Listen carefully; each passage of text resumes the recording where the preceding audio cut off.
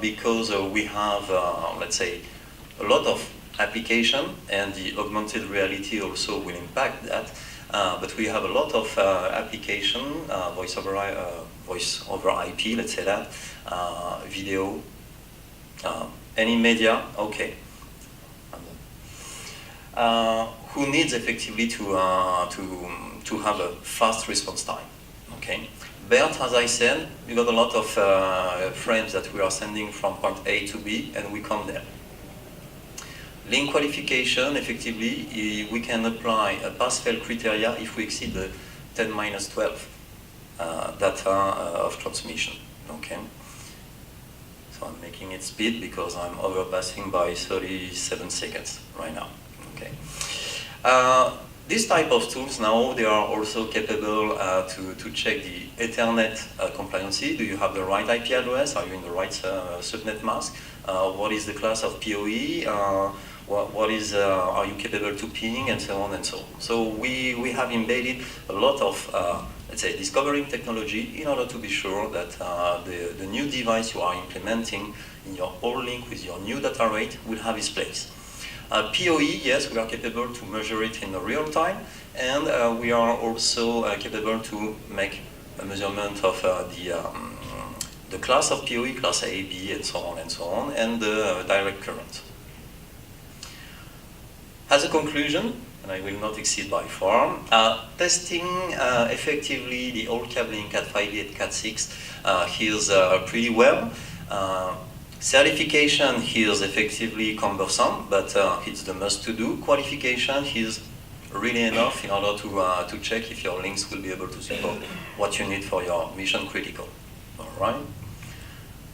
I thank you for your attention, and I hope that I did not exceed too much.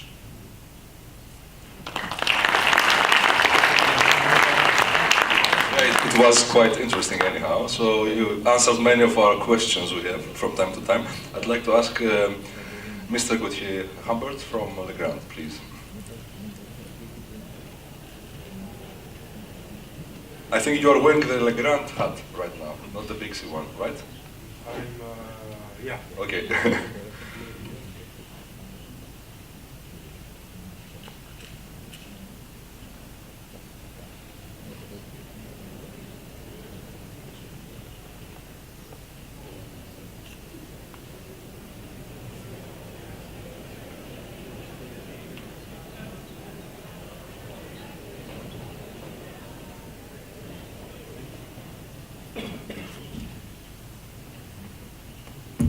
Good. Hello, everyone. Welcome. Thank you for attending the presentation. For those who don't know me, I am the Pixie chair for mainland Europe. This is a volunteer job. The people who pay my salary is the company Legrand. And my current responsibility is standards. So I sit in the standards committee helping other people to write it together. So of course, when I make a presentation, it's going to involve a lot of standards. So I hope I won't get too technical on you. So our cabling today is mainly designed for one type of application, which is IEEE Ethernet. That's the core. There are other ones, but that's the main one.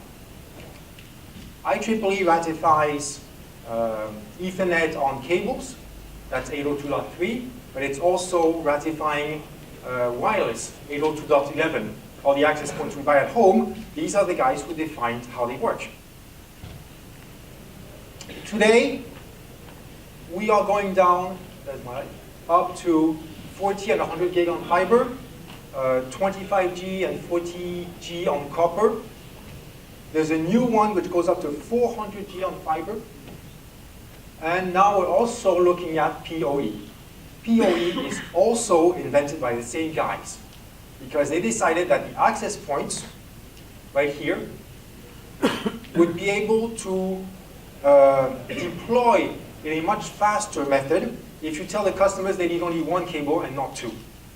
Don't bring one power cable and one data cable, bring only a data cable with power inside. So that's a lot easier to sell access points. So this is why PoE was created by the same guys. The cabling internationally is defined by ISO. ISO has structured their documents into three main categories. The first one is on the performance and the design. So this is where you're going to find the classes. This is where you find the star topology, everything consultants or designers will use. Afterwards, there's the implementation, how to install it. And the first segment is the testing copper, testing fiber. What ISO does not have is the components. Components is actually for manufacturers. For a company to say my connector is compliant to category 6, it's not compliant to ISO. It will be compliant to IEC. So IEC defines the components, then ISO will say if you put those components together, you get a system compliant to ISO.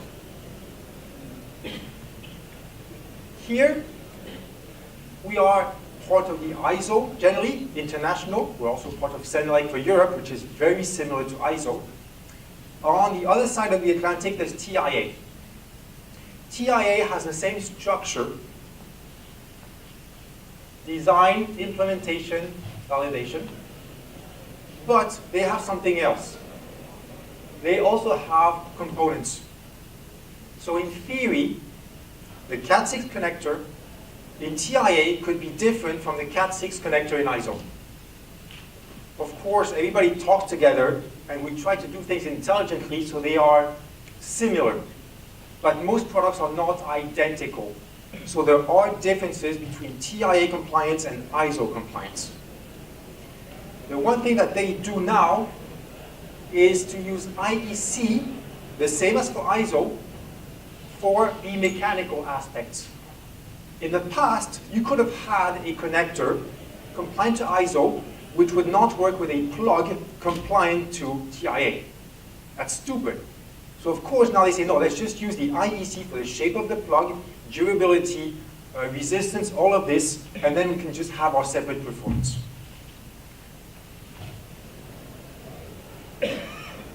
The copper categories. Now there's a long history from the first one, and the first copper category was not category 1. It was 3. So Cat3 had 10 meg, and here I've got already a fast forward, so I don't go through everything. 100 meg appeared on Cat5, and gigabit appeared originally for Cat5. But because gigabit required some other testing, PS Next, etc., noise between 4 pairs, not just between 2, it turned out that testing Cat5 was not sufficient. So they increased the testing, and they said, you can test your current Cat5 and see if it works for gigabit, or you can install a new type of Cat5, which is already guaranteed gigabit. In the US, they call it Cat5 Enhanced. So it's basically a Cat5 which was slightly improved or just guaranteed compliant to gigabit. In ISO and CENELEC, we have the same specifications as Cat5e, but we call it Cat5. So be careful on this. European Cat5 is the same as TIA Cat5e today. All the catalogs and brochures, everybody uses Cat5e because that's what people are used to seeing. But that's technically incorrect in Europe. Then Cat6 appeared. So Cat6 was in 2002. So remind me, Cat5 is compliant to gigabit. What does Cat6 offer? Still gigabit. So why do I need Cat6? Well, at that time, you didn't really need it. There was more marketing. So what would come after gigabit? Well, 10 gigabit. Great. So we need a cabling system also for 10 gigabit. At the time, this is why Category 7 was created. Cat7 is a solution invented in 2002 to allow a future 10 gigabit.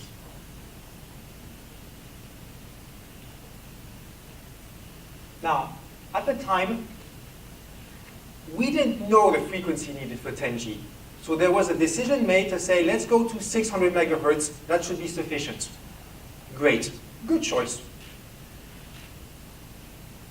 The technology to make cables at 600 megahertz did not exist unless it was fully shielded.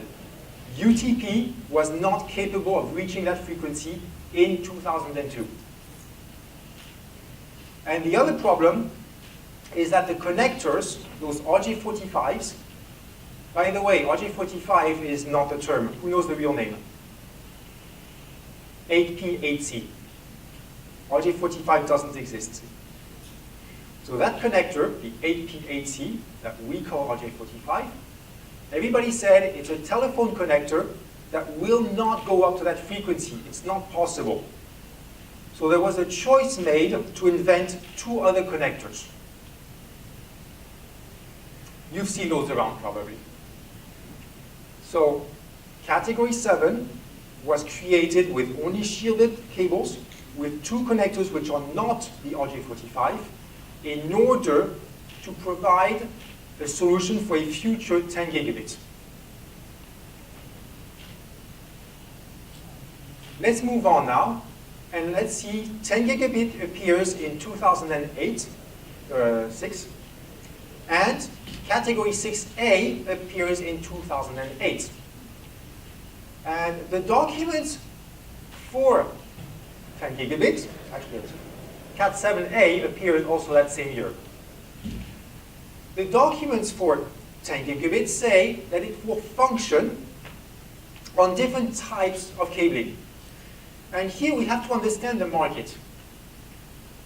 You have a market at the time which still has a lot of Cat 5e, quite a bit of Cat 6, and then a little bit of Cat 6a and a tiny piece of Cat 7.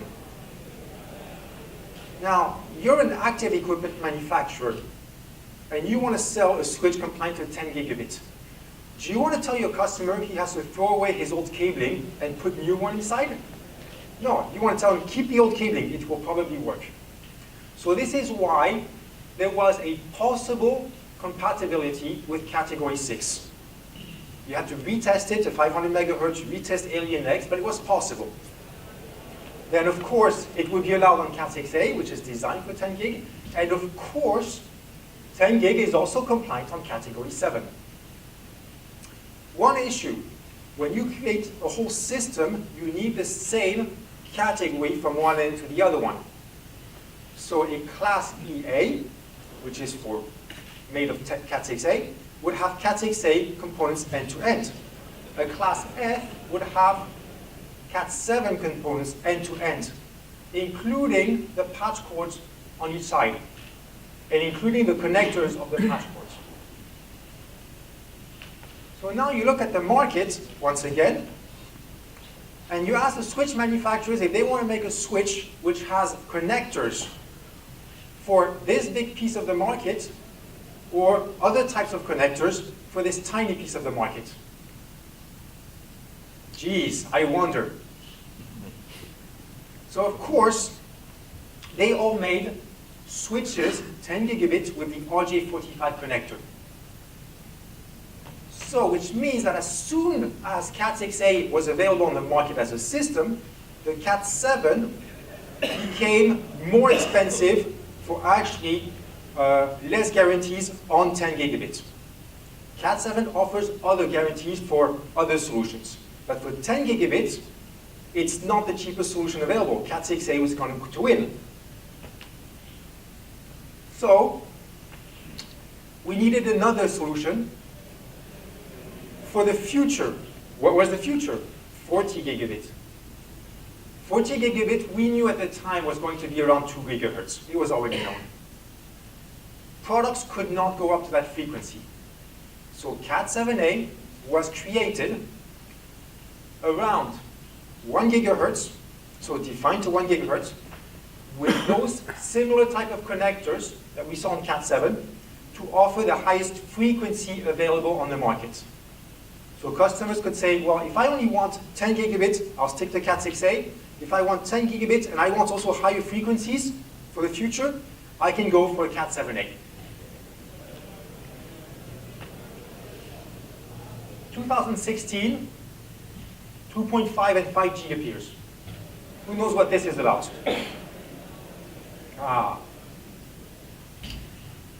Now, Wi-Fi is improving. And we already have solutions since 2013 that can offer 6.75 gigabits per second total on the wireless side. So when you combine all the computers connected to one Wi-Fi access point, that's the total capacity.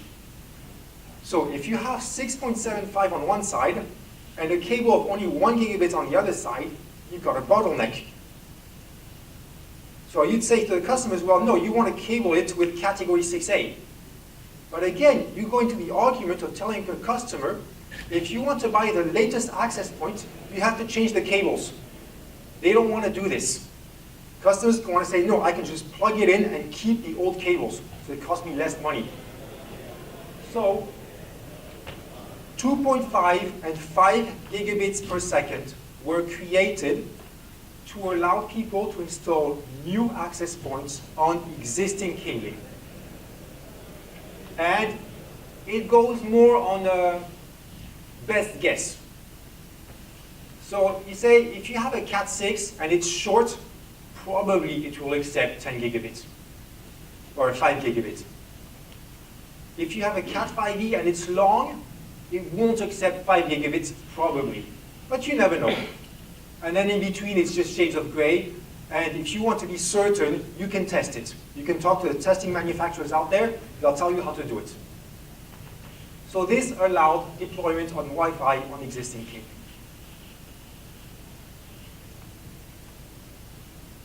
The same year, Category 8 is ratified. And originally, it was only 40 gigabits per second. But actually, they added 25G. So you have 25G and 40G by IEEE on Category 8. But ISO decided to have two classes called Class 1 and Class 2. Wow. Are we getting mixed up now? Yes. So what's this about? Category 8 for 25 and 40G is designed for the data center, the cable between cabinets. It has a maximum distance of 30 meters. Do not install Cat 8 to 100 meters. There's no point. It's 30 meters. And on one side, we have the TIA Cat 8 defined to 2 gigahertz, allowing 30 meters and compliant to 25G and 40G. ISO Class 1 has the same frequency, distance, and compliance. It has the same cables as the TIA Cat 8, but they are called not 8, but 8.1. It has the same connectors also, and they are called 8.1 connectors in ISO, or IEC, I should say. Okay?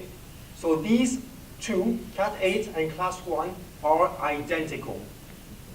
Then there is a Class 2, which has the same frequency, the same distance, the same applications, but it uses only fully shielded cable, the same as Cat 7 and Cat 7a, and only the same connectors.